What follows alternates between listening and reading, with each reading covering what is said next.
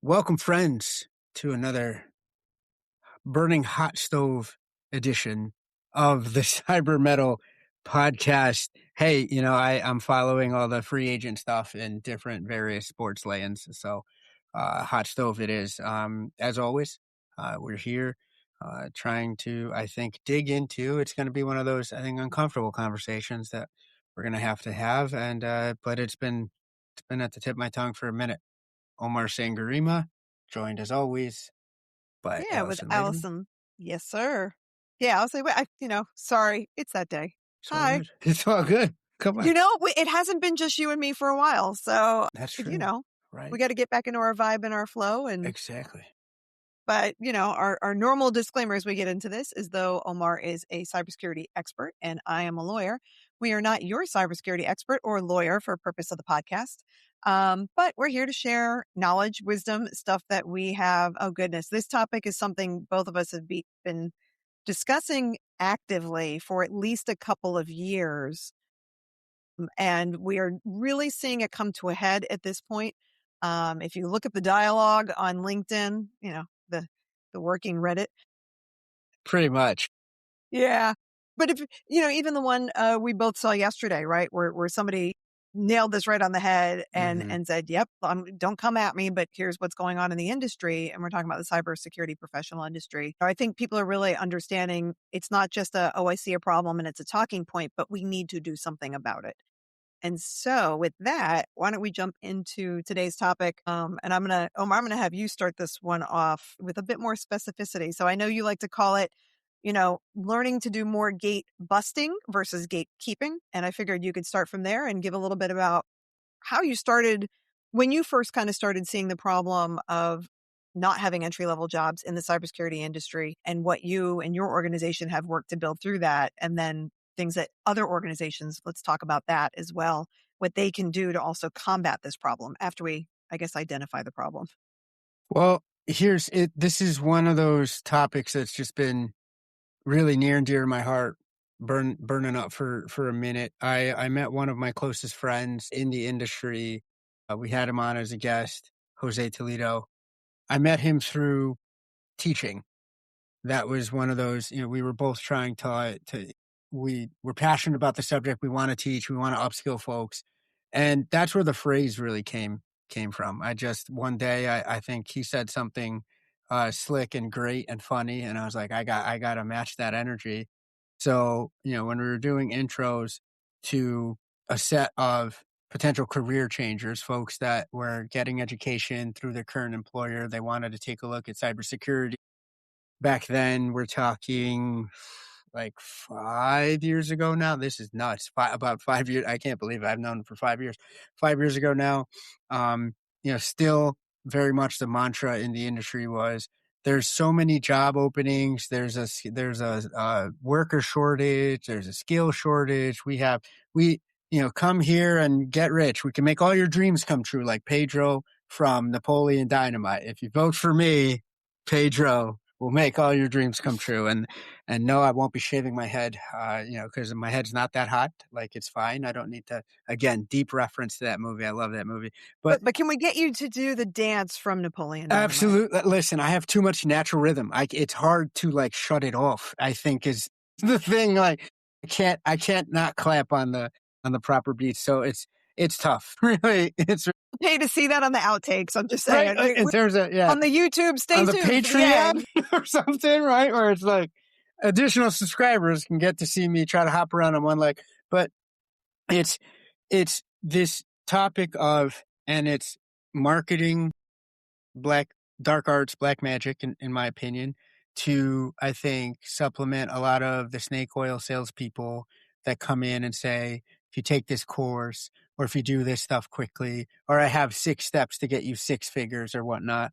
It's just, listen, I mean, it didn't work for abs. I tried it, right? 6 minutes didn't get you abs. It's just anything worthwhile is going to potentially take a while to be worth it. And so I said that phrase, more gate busting, less gatekeeping, because also it ties back to when I was a career switcher. So about 12 years ago now, I looked into the universe. I got into, one of those scenes that you see as like the card stock for pictures, right? Where it says Mhm. it's a sunset and you're asking the gods to help you out. And I said, if I make it into cybersecurity, I promise to not pull the ladder up behind me. I was trying to break in, studied, like the big story, right? Studied for the Sec Plus for 9 months. No need. I was just so nervous. I said, if I don't make this, my family's gonna, tell me to be a shoe salesman. I don't know, like Al Bundy, like just, it's gonna say like, figure something out and stay put, son. So, but back then, I made that promise. I got in, and so it's been a burning topic. Met Jose through this, and that's where the phrase came from. But again, it was take this course, try to upskill. There's tons of appetite. There's tons of need for bodies and skilled people in cybersecurity. And on the flip side, like a bad myth is so pervasive because there's still a little bit of the ring of truth to it, right? So, bad rumor can take hold, especially if it's slightly close to the truth, because anyone in cyber is going to say, hey, for sure, we need more hands on deck. This stuff is a mess. What we were just talking about, right off camera, of like, there's it's mad real. Weeks just seem to turn into monstrous to do lists. So there's around the problem, there's enough truisms where if you don't squint and really look at the fine print, as lawyers and cyber experts like to do, then you could be convinced, sure, of course, there's, all my people in cyber know that there's a lot to do and not enough bodies. Folks want to get in. So of course there has to be, wait a second. No, it's not the case. You take a closer look, you put the rock upside down and you see that there's grime underneath this conception that there's just not enough skilled people to get into these roles, and we have all these open roles, and that was before our friend artificial intelligence walked into the room. That was even before GPT went nuts, and we started to see the rise and Right. fall of LLMs and agentic and all that. So here we are. We know there's a lot of people that want to break in. You and I both know this, and I think most of the industry folks know that there's tons. All you have to do is post one job for cybersecurity anywhere, and hundreds, if not thousands, of applications. I repost stuff. It's not even mine. People know where I work, and they go, hey, wait a second. And it hits me. I know what it's like to be there. And I think we're selling an absolute bundle of wolf tickets to a population that would desperately like to try and show their skills, break in, give them a chance, but we're pumping out a narrative, or we're sustaining one that's patently false. So a couple of points in there, right?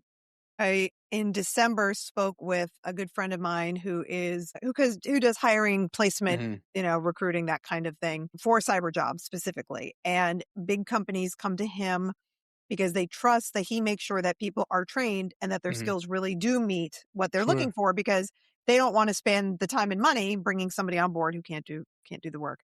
And at that time of December 2025, he said there were over 514,000 open cybersecurity positions, but 97.6% of those jobs required a minimum of 3 years experience. Meaning there's no entry level jobs, right? How do you get to that mid level if there's no entry level? And so I think there's you and I have talked about this, I know, a lot over the last couple of years. And I think it's definitely worth fleshing out kind of what problems we're seeing in that industry are, right? You've got lots of schools who are now shifting into cybersecurity because they are saying, this is the job. This is what you need, and you're going to make six figures. Some of them are even getting rid of computer science and turning it into just cybersecurity, which I think we can probably both agree as professionals here that that's probably not a good idea. Bonkers. Yeah, got to have some foundation, folks. You got to know what you're securing. But okay, that aside, technicalities. The other part of it is we're seeing, as you point out, the rise of AI, both whether it's being used to help secure things, but also to compromise things. But it's also being used for parsing all of those job applicants, which then throws out people who may be qualified because Mm-hmm. in cybersecurity, this was a conversation I was just having with somebody earlier this week. There are so many different names and titles for so many different positions and roles that if it's not an exact match, AI is not going to go, that's close enough. Where a human would go, Mm-hmm. oh, yeah, I know that's a lateral role. I know that that's a comparable set of skills that work from this title to that title. And so AI kind of funneling through applications is causing a problem. And then, of course, the one we all know is those that are writing the requirements, it's all unicorns and fluff, right? They want 5 years experience. They want CISSP, but they're going to pay you entry level salary and call it entry level. Well, if there's anything over 0 years experience or 0 to 2, that is not entry level type of situation. And so even if schools are able to do internships for a period of time, that's not going to be enough time to say, I have 3 years experience. You've only got 4 years of college if you're doing that degree. And of course, not everybody needs a degree, or at least they didn't back in the day, to get into cyber. And so we're Mm-hmm. seeing that shift in requirements, but not the match in the pay or the skills or the titles. And so everything I think is just missing each other. And then of course, add to that, right? You've seen it as well. Organizations saying, I don't want to take time to train. They Mm-hmm. need to come in ready. Mm-hmm. And they need to be value add on day one. And I can tell you, even as a 20 plus year lawyer, it doesn't matter what company I went into. Yes. Can I practice as a lawyer on day one? Yes. Am I going to know every file, every client, the company's politics, the culture of the organization, how they want things done, how their computer system works, how it doesn't work, what the Of course not. There's always a 6-month ramp up on anywhere you go. Doesn't matter what field you're in. You've got to get comfortable with those things. That kind of misunderstanding, or I don't even say misunderstanding, that honestly, it's a ridiculous concept of you're going to be It's ready a on day horrible one. premise, and Yeah. sometimes it's not even a misunderstanding, right? Like, and I'm That's what I going was saying. I again. think misunderstanding is the wrong word. I was I'm being too like, nice. no, yeah, that's the thing. And usually my boss, shout out to Will here, don't attribute to malice, which you can explain with stupidity. But either way you slice it, we're doing a disservice to what kills me is these are folks, and I was there. These are folks that will absolutely crush the job if given the right opportunity and the right training and the right expectations and level setting. And it takes a rare organization and even a rarer team within that organization to say, we're going to foster this, and it has to be something that's consciously done. It doesn't happen by mistake. It has to be like, listen, one of our KPIs or outcomes that we're going to obsess over is that we're going to be a monster factory. We're going to take people, we're going to train them, we're going to support them, encourage them, and empower them. And then, oh, wow, by happenstance, they're going to turn into absolute killers that, as you say, I think you put it eloquently a couple of pods ago, where you want to train them such that they can go anywhere, but you treat them so that they never want to leave. You That's hit it. that sweet spot. And I mean, that's the type of personnel that you want protecting your crown jewels, your PHI, your PII, your card holder data, etc. But unless it's done on purpose, and unless you have the leadership with the requisite mettle, bad pun, but not really, just the requisite It fits perfect. intestinal fortitude, as they used to say on the pro wrestling, right? Unless you have right leadership that's done on purpose for that purpose, it's almost an impossibility, especially in an industry that's already behind the 8 ball in terms of being considered a cost center, right? We're already not attached to, in a lot of ways, either aligning with the business or at least being a revenue accelerator or a revenue steward at the very least. Like, hey, we'll keep what you have safe money wise. We do ourselves a disservice there. We're never going to get the cloud cover we need to then say, listen, give our folks some time to grow, and they're going to be phenomenal stewards of the organization. Yeah, misunderstandings too light. You're right. Yeah. Yeah. Sometimes I try to watch my words. Sure, And I'm a little sure. But too gentle, but I think you're right. If you are looking to build a cyber workforce for your organization, you have to be deliberate in the training and the yes. supervision. And like you said, the metrics and the expectations must be reasonable. Mm-hmm. and achievable, right? Yes. And you could put them a little out, right? But Sure. being completely, in left field isn't going to do a service to you, your organization, or the people you're trying to not have turnover from, right? That you, like you said, you want them to stay there with institutional knowledge and build that. I want to ask you a question as somebody who lives this stuff day in and day out. So for those out there, I've seen enough chatter about this, and obviously my opinion on this. Yeah. As you giggle, you already know. But what is your opinion to those that say, I should say, to the commentary that comes up often, which is you can't possibly be entry level in cybersecurity. Listen, How do you work? How do you handle that? that's part of where I came up with the gate busting and not gatekeeping. I think I said it the other day on, as a commentary to another pod I did where it was kind of like, again, reserving space for women in tech, right? So it's kind of like a corollary or ancillary to this conversation. And, it's knowledge work, right? It's not a bread line. Like if there's not enough slices of pie, you go back in there and you bake up more pie. And you come back out and you go, ta-da, like Wally does when he's showing off for Ava there. Totally been watching that movie too often.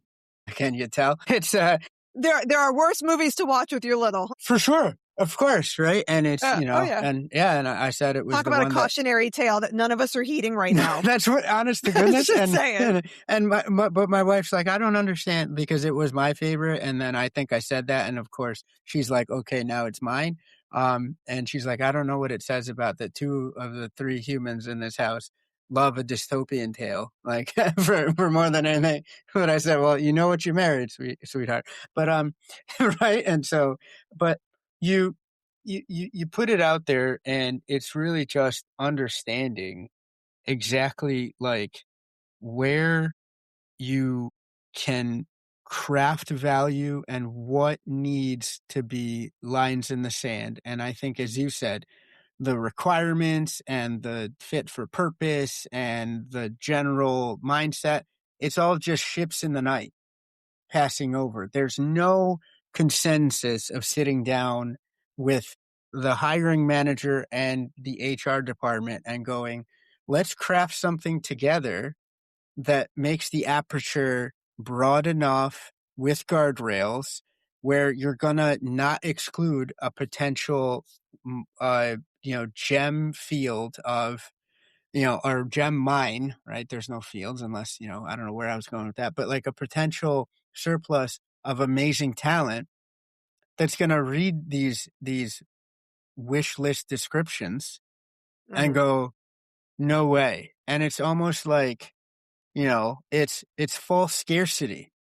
It's really, you're trying to craft like your job is the Hermes bag of jobs where you could, with again enough ingenuity and enough commitment on leadership's part to say, hey, we can hire for fit, we can train skill. And by the way, cyber skills are going to be different in 6 months. So definitely make sure you're hiring for fit, bring them on, treat them well, and then they're going to respond in spades.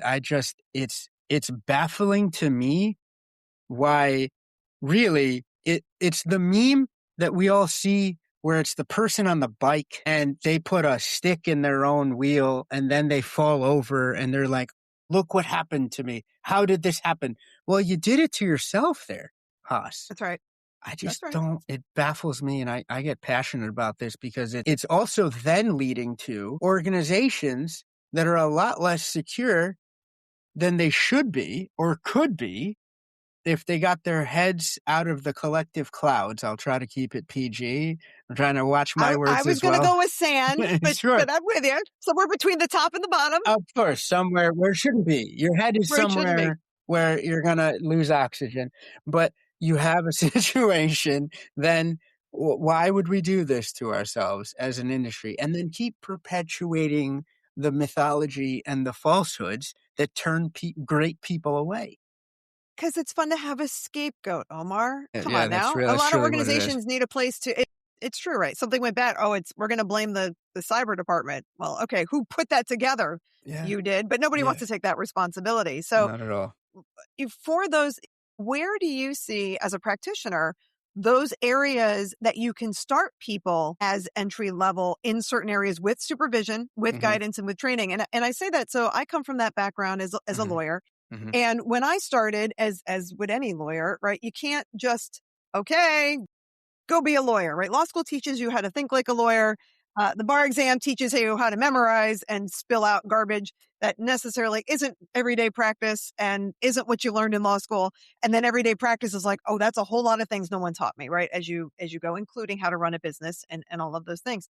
And so when you start off as a young associate, if you are fortunate enough, you can't afford to do it, and you take on, say, something like a legal aid society or work like mhm, I did as a public defender or a state attorney, you do get files with real life consequences, right? On day one. I've got people mhm, when I was public defender, 200 files in jail facing criminal charges that may continue to do jail time if I cannot help them in the way that needs to be helped or whatever that case mhm, might be. mhm, And we did it where we had supervisors, here's your files.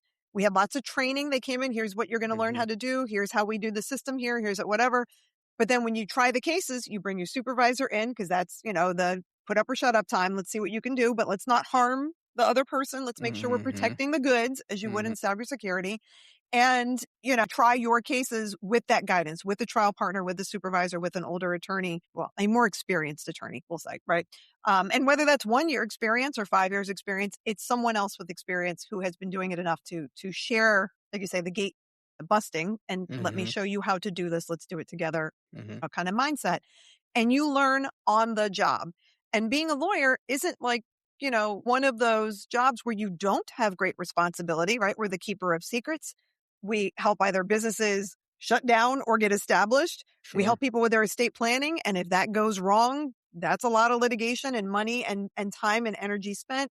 You could go to jail. There's so many different things that we do touch, but as an industry have figured out how do we do the training and the supervision if you find the right firm and the right place to be able to learn and that type of thing. And so to me, there's parallels to those types of activities that can be done in cyber. And that's why Mhm. I'm curious from you, what are those tasks or activities or kind of areas, say like GRC, that may have that nice area where you go, you know what, you can start here with Mhm. training and supervision, if done deliberately, as you point out, that where they can grow in that position and then become the future trainers and supervisors for the next group.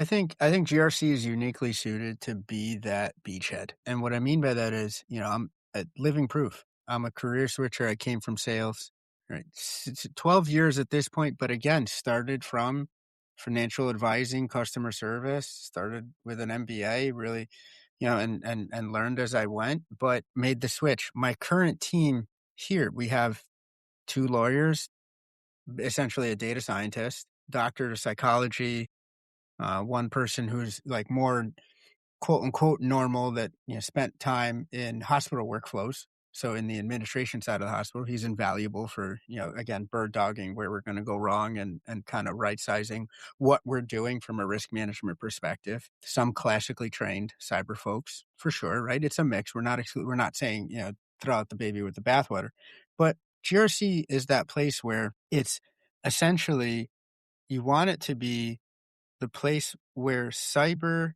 and the business start working hand in hand. There's reasons, of course, that you're gonna make sure that the business isn't breaking any laws, that it's adhering to the regulatory side of things, that it's taking a healthy take on risk, where it's not taking too many risks, but you're also being a business accelerator by engaging in good risks for the business, having that positive conception of risk, and then proving that you're doing the right things. None of that I've mentioned is truly where, hey, if I don't go to med school, I shouldn't be a doctor.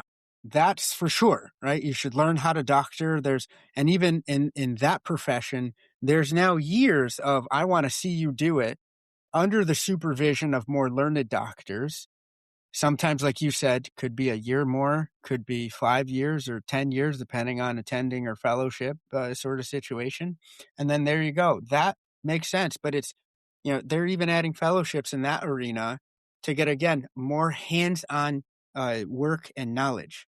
If that profession was, hey, listen, unless you came to us fully cooked, we're not going to let you practice at all.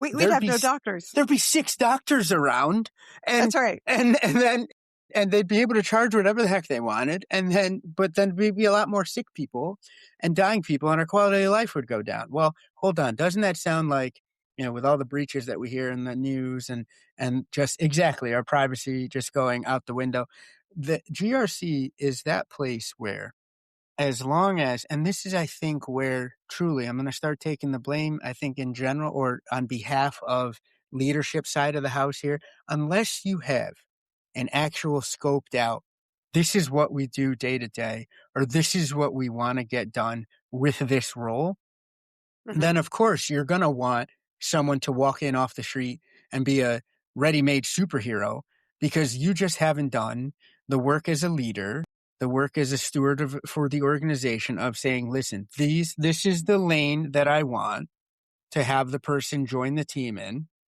And then we're ready for them, and we know the guardrails. We know what they're going to do, as well as you've done the hard work of saying what they're absolutely no way going to touch when they come in. That's right. But it That's takes being, like you said, deliberate and purposeful.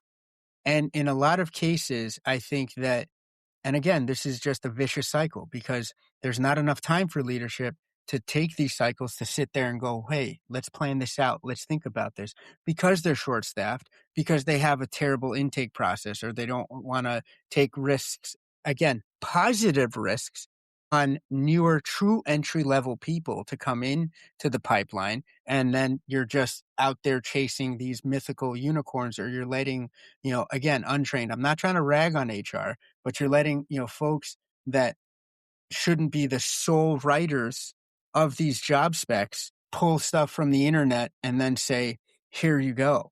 Right. So what you can have in GRC is a set of lanes where, again, you just have to know what your business truly needs out of the GRC component in your program. And then you can slice that down to impact, but not harmful impact. They can help, but like the possibility or the blast radius, if they, for some reason, again, not maliciously, not ascribing malice, but if for some reason they just misstep, then you have a good supervisory set of skills or checks in the process to say, wait a second, let's double check that before you push that out, or before you send that to anyone, run it by me.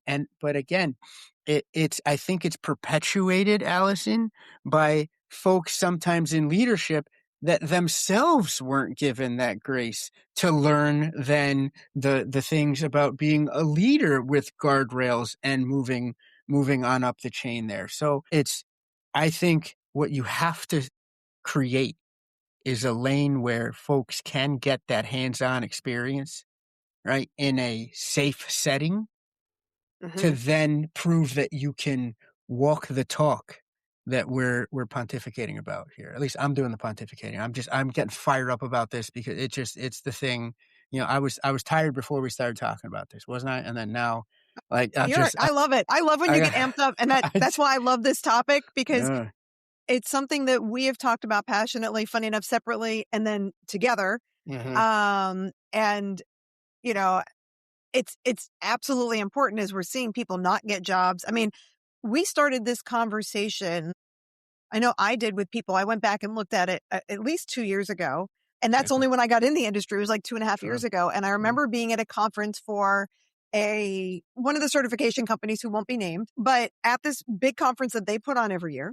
And students came up to us and said, hi, can you look at my resume? I've been out for 6 months, 9 months, 12 months, 15 months. I have X, Y, and Z certifications. I can't get a job.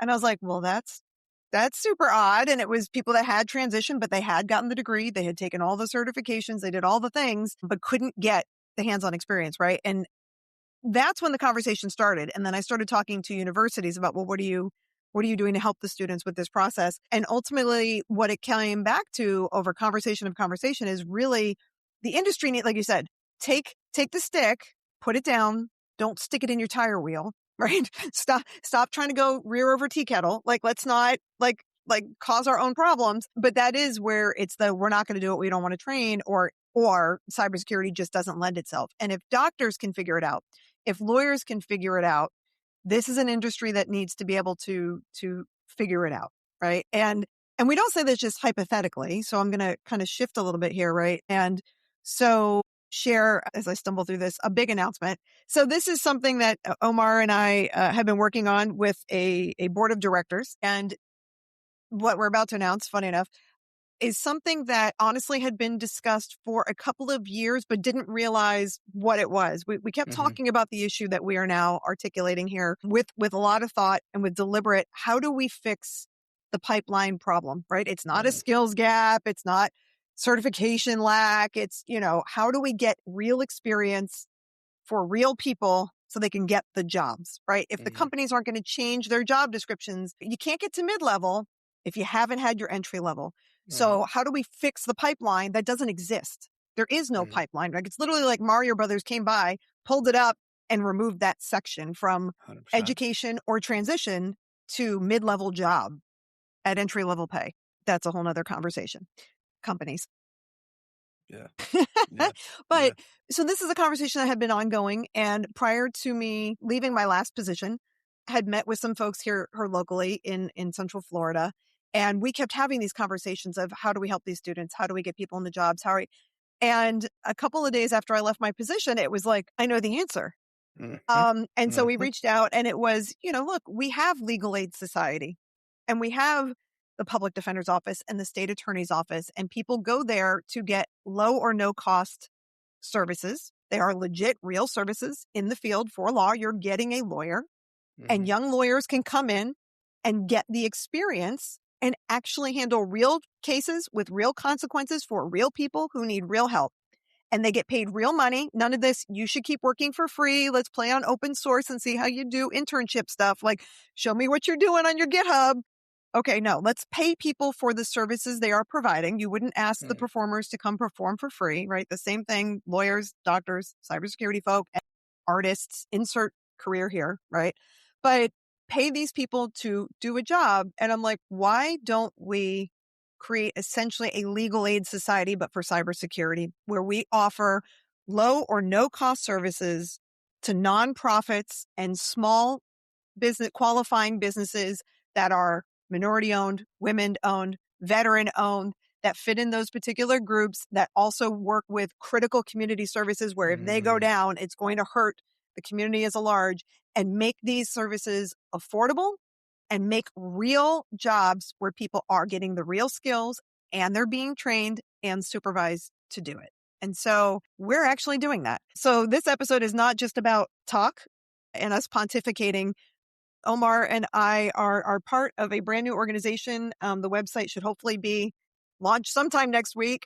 Well, the organization already exists. The organization was launched on January 2nd, but it has not gone public yet. The 501c3 is pending for this nonprofit.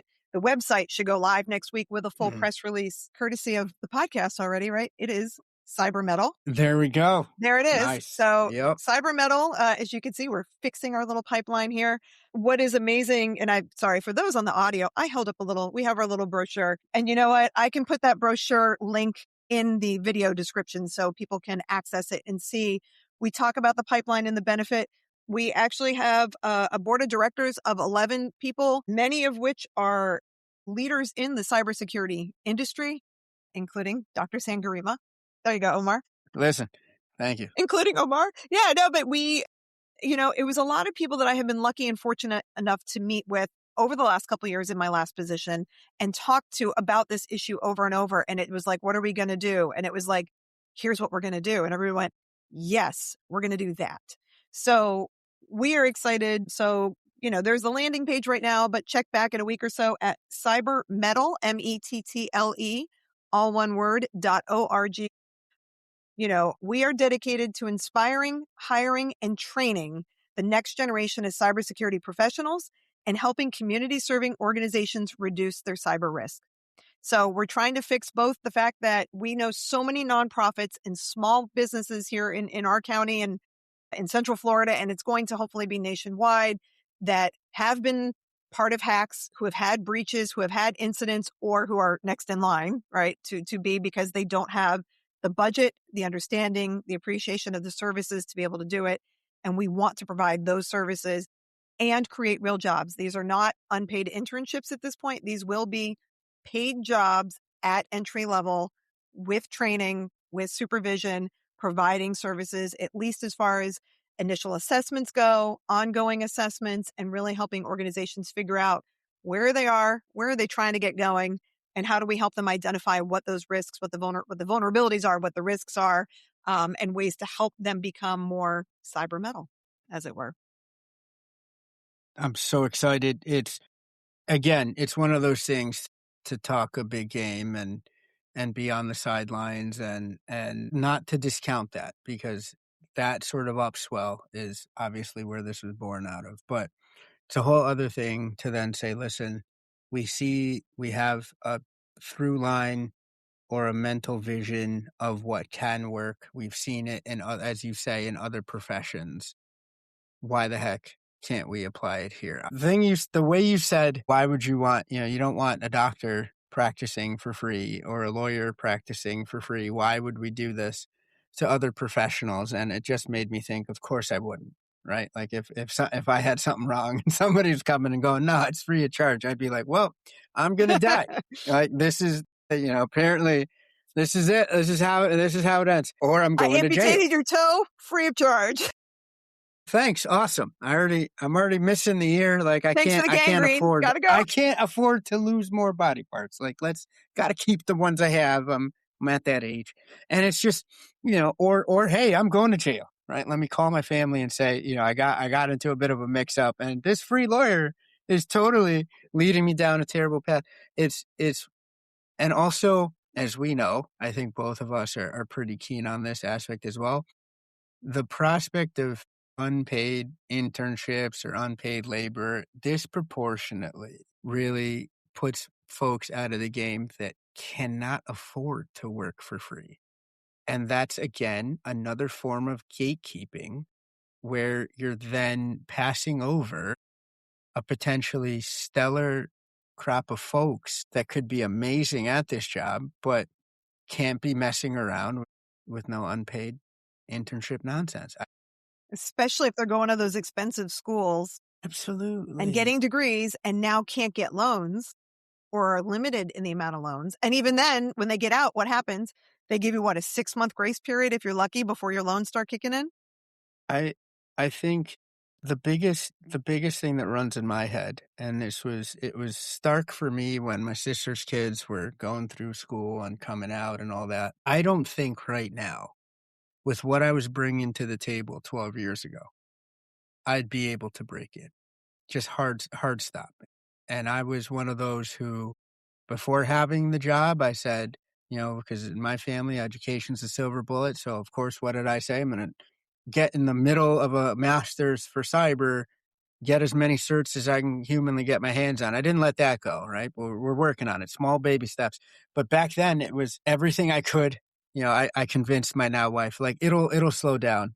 That's a lie, but at least the certs wise. But you go in, and I was doing, like you said, everything right, getting my news, starting to really dive in, doing home labs, everything that you can give to a mentee now, but it's just not working. So there's a lack there. There's a gap there. And I'm so proud to be part of something with, again, a group of killers. That board of directors is just top to bottom, just absolutely monstrous in the best way possible, right? Where you're Yeah.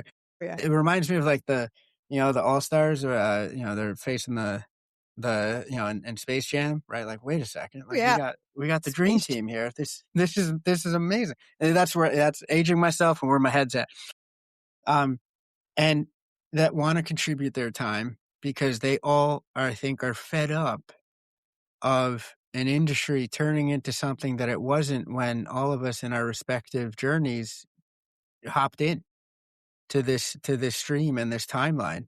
Like I said again, I don't get in now with what I was bringing to the table back then. That's insane. Again, at the same level. I'm not saying like, I couldn't walk into, I hope that I wouldn't be able to walk into my job now, right? If that's all, like but like it's entry level coming in trying to break into the field. I don't get in. Something changed. Yeah.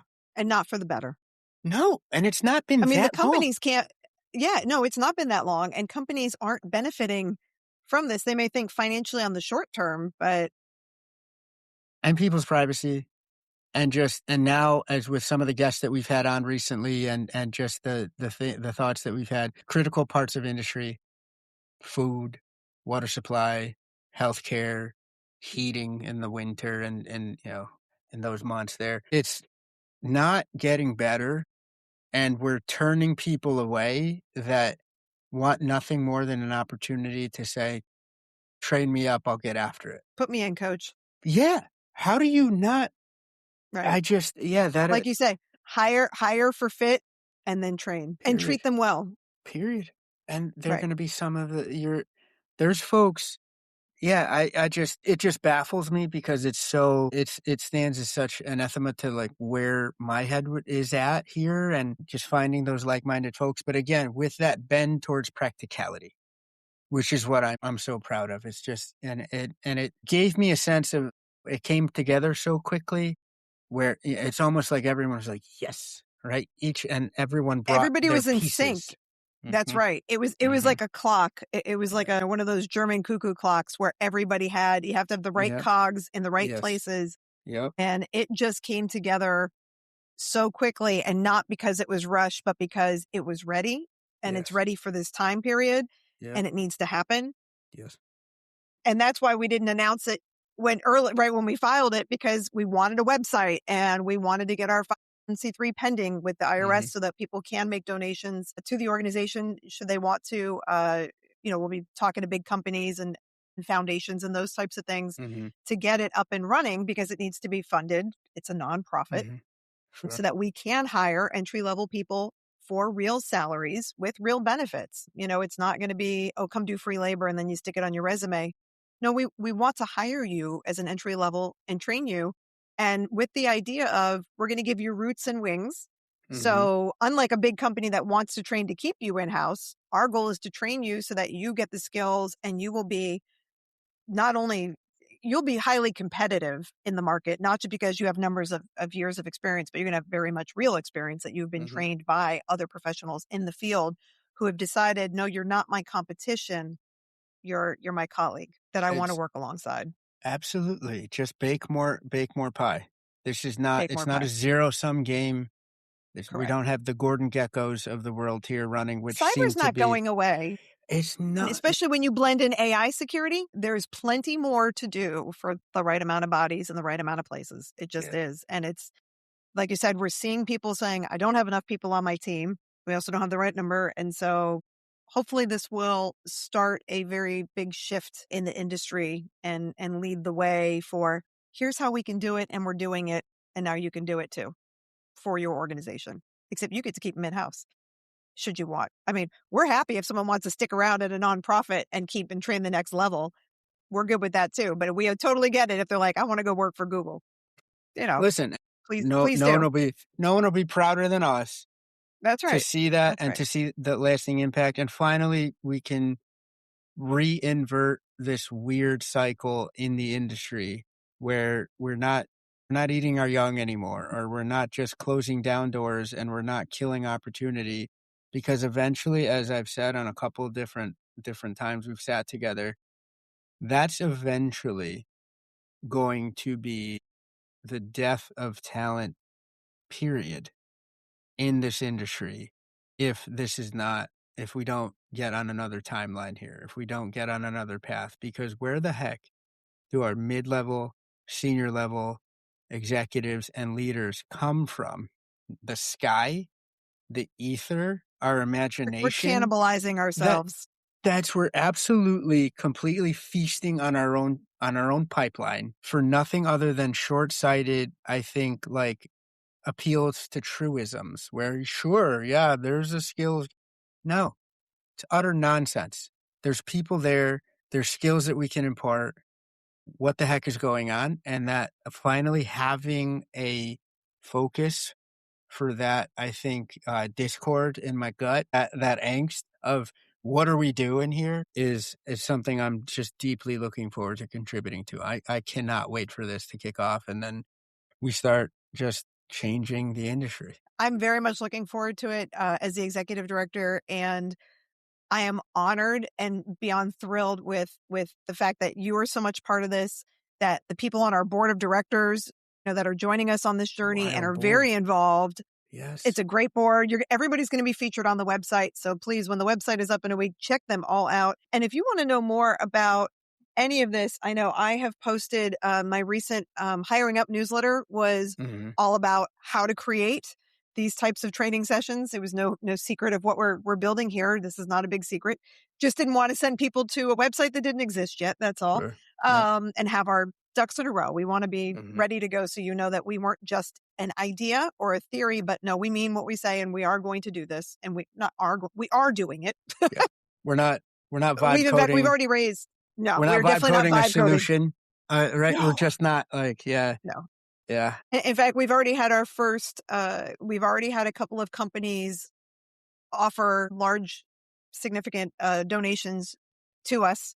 So once we get our 501c3, those will go through. So they are pending that 501c3 waiting so that they can get their contribution. But we've already got committed companies who say, yes, we want you to do this. And we already have partners in the community saying, we know what companies need your services immediately, Big the time. type of thing. Mhm. So the fact that we're able to do this and meet two needs at once, we're really, as I say, it's killed two birds. I hate killing birds with stone. We're going to meet two different needs at once, right? Exactly.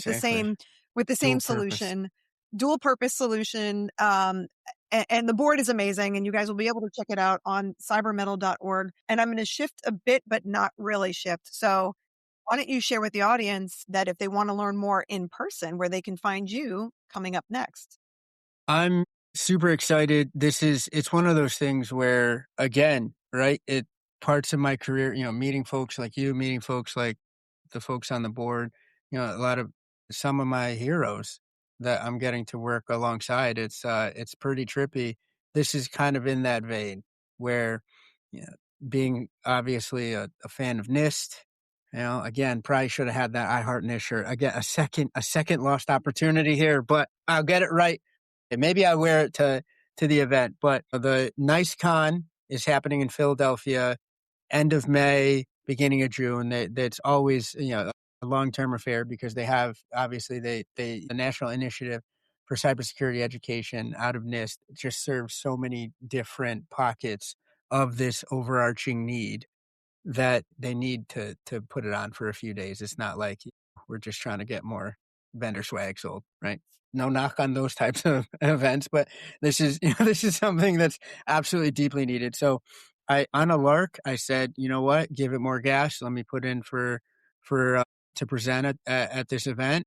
It was a long shot in my mind because again, I've been reading about NICE and this. This is how we translate skills from roles at my 9 to 5 is the NICE framework. It's how we develop get our development plans on track because it's the standard for some cogent skill based role setting. And lo and behold, I told them that I want to talk about gate busting and not gatekeeping, and here we are. They came back and said yes. It was funny. It was one of those long enough time periods where I forgot I sent it in. I just said, put it out into the universe, and then again, we don't kill birds. We want to see them fly. Like let the idea fly Exactly. to the powers that be. I got the email. I had a jolt through me. I was so excited. So June 1st, I believe, through the 3rd. I don't know exactly which day yet. They're obviously hammering out other speakers. I'm excited to meet the other speakers there, right? It's like, oh wow, I get to play soccer with Barcelona. Like it's getting onto the pitch of like, oh, these are, wow, look who it is. So I'm going to be going through a workshop of how exactly folks within tonight, this afternoon, within your organization, you can start setting the tone and getting hands on with how to unravel what you could be doing to yourself in terms of the cybersecurity personnel and skill shortage. I wanted to not just talk about the issue. It was I'll maybe a little inside baseball here, but one of the things that came back on the iterative feedback was, "Hey, Omar, you don't need to spend so much time setting the stage. Please devote more time to the hands-on portion of your workshop," which to me, if folks at NICE are saying, "Hey, you don't need to set up the problem statement before you go in," that tells me that this is like, Huge air problem. pollution. Like, look outside. Is it smoggy? Yeah. You don't have to explain that the air is polluted. You just take a look out your window and you go, that looks murky and it's midday. Probably an issue there. So I'm so excited to be, giving this talk. It's in Philadelphia. Please, if you're anywhere near the area, come on in. I'd love to talk to you. One of my favorite things at these conferences is just to go and learn from other folks and sit and chat. And, this is a passion that we all share in this industry, in this profession. You have to have a drive for it, right? Like, it just asks a lot of you some days or some weeks or some months. So you have to love the game a little bit. So I'm Oh, yeah. excited to be talking to compatriots that come out, and hopefully, right, to be sharing the good work that we're doing at the Cyber Mettle Foundation to solve this problem. I love it. I think that's a great place to tie it up. I mean, if you all have comments, things you have questions about, you want us to explore further, if you want to know more about Cyber Mettle, the organization, or Cyber Mettle, the podcast, or certifications or anything else, we are here to be a service. That is the heart of actually why we started, funny enough, Cyber Mettle, the podcast, Yeah. which then turned into Cyber Mettle Inc., which is the 501c3 pending organization. So it is amazing the seeds you plant and then watching them grow relatively quickly, which is great. It's going to be a seminal moment that I'm always going to look back on. I think it was like on a weekend, and I said, "Hey, we should do we should just do a podcast, right? Like, just screw it. I'll Let's never go. get that email. I'm like, man, I ain't got time for a podcast. And you're like, Yeah, yeah, we're doing it. I got this. I'm like, let's go. okay, So they'll figure it out on the way, right? Get in. Like, let's, like that's right. and here we See, are. hands-on learning. It's all about training someone. I don't know what I'm doing, but I'm Me happy neither. to be here. Yeah, same here. We're figuring out together. Let's go. Right? That's right. Yeah. See what support and friendship can get you. Wild. Colleagues are Wild. awesome. Yep. So, Yes, and they are. I appreciate you very much and everything Likewise. you've put into the podcast, the organization, and our board of directors. I cannot thank you all enough. It's like I said, it is wild, it is amazing, and we are excited for y'all to follow along. Check out the press release that will be coming out soon, and you'll get all the details that you need. But until then, I'm gonna leave it to Omar. You always do a great finish. Well, I mean, how do I follow that up except to say grateful as well, appreciative to be on this journey. And in the interim, as always, keep it cyber metal. Take care.